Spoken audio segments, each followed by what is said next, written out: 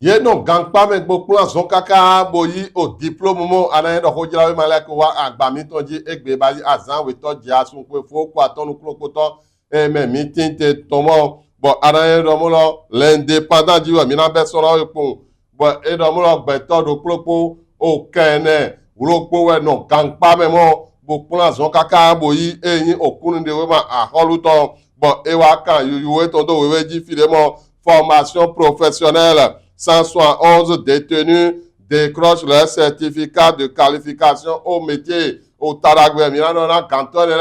mito di mbomazo lulu nu ablo mi poisson de mi plan. Bon, mito so fine pour là. Mirano na domulo l'informateur. Ou wa mo di domulo toga mito orobia wadayi. Ou ewa bo gbenindo no pato auto mito memo wadayi pour l'unité nationale. Ou l'informateur les 4 vérités. Ou wa mo gbeto wiene de jonathan yin to sénat lemo les 4 vérités du webina ina mi pombo ou wa mo me wiene de nation yin to au sénat yoyo mi to dire et moyemo bodo les 14 nommés pour siéger au sénat. Bon, le matinal ou wa mo din to afonu dire mo un motopompe nous no bon si so ko gbe bo bon si so file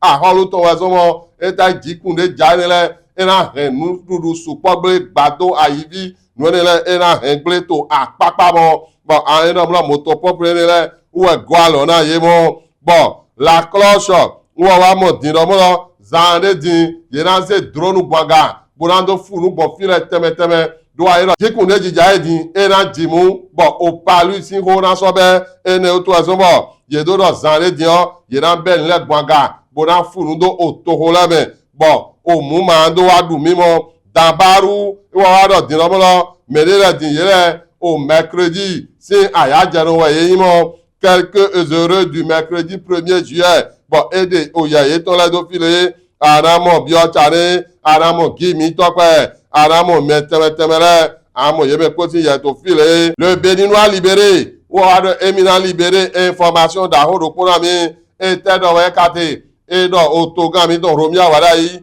onumoto enopleme dahodo poemo romia wadayi le visionnaire rassembleur consacre l'excellence matin libre wa mo pondi do mo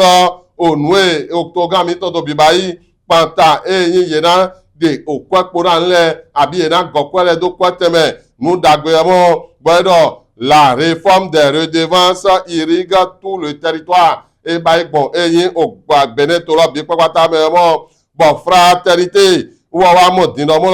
o romia wadayi e do gbe bo wa gbe kode do to wele na do ahoja wu bodo do mizemi e do na ya mi to le do akwade no suto akilebe ye na de akwaropo ni mi yi so akwade mi no sule ye na de po bon e do mo din nugbo e so wa gbe won bon ye de akwa mo kan to po won. Bon, l'événement du jour où dit ouais, mina faut egbeton do na we pomo bonando na do mo